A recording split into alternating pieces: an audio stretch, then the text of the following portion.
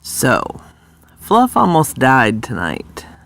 Well, technically, she didn't almost die.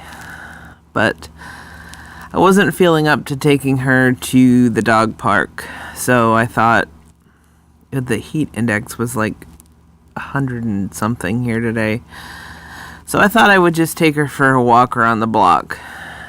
And as we came around the corner, there was a woman and a huge dog. Like, this dog was a big, I don't know if it was a lab or what, but it was just enormous.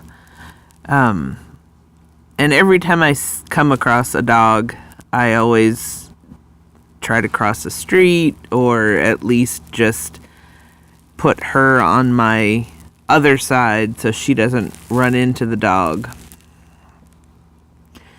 And so I had done that, and the woman that was walking the dog kind of walked out into the middle of the street to avoid us, which I thought was good.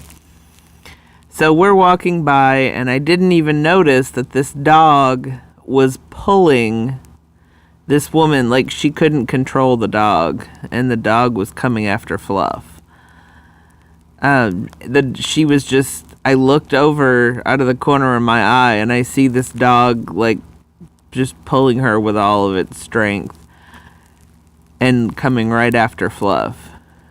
And she just had this look of horror on her face and said, "I was trying to avoid this," or something like that. She said, "It's my friend's dog." And I said, as the dog is still coming at us, I said, "Well, if you can't control your friend's dog, maybe you shouldn't be walking it." The dog, I had to get between the dog and Fluff. I don't know if he was just playing really, really rough with her. I mean, there was a lot of commotion and growling and barking, and the dog almost knocked me over. 235 pounds of me. That's how big and strong this dog was. And the dog had, like, positioned himself so he was over Fluff. So I couldn't see what was going on. So I just took the leash and, like, pulled it up. Like, I knew it had to be uncomfortable because she just had her collar on and not her harness. So I knew I was, like, kind of lifting her by her neck, but I also didn't want the dog to eat her or really hurt her. And I didn't want to put my hand underneath this dog's mouth because I thought that seemed like kind of a bad idea. So I'm, like, lifting her like like she's a prize in that crane game, like, until she finally was, like, up above my head, and then I could hold on to her. And the girl was just screaming, like, I'm sorry, and of course I just got the heck out of there as quick as possible.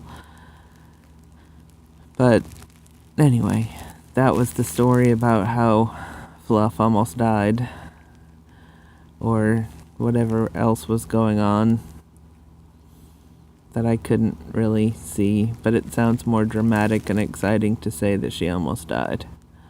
She seemed completely unfazed. She just kept looking back like, where did my friend go? So she probably didn't die, or almost die. Anyway, I'm putting my videos on YouTube now. I send you an email with the link. This was not an exciting spider one, but I thought it would be more entertaining to tell the tale of Fluff's brush with death than to type it out. So, anyway, I'm going to bed. Night-night.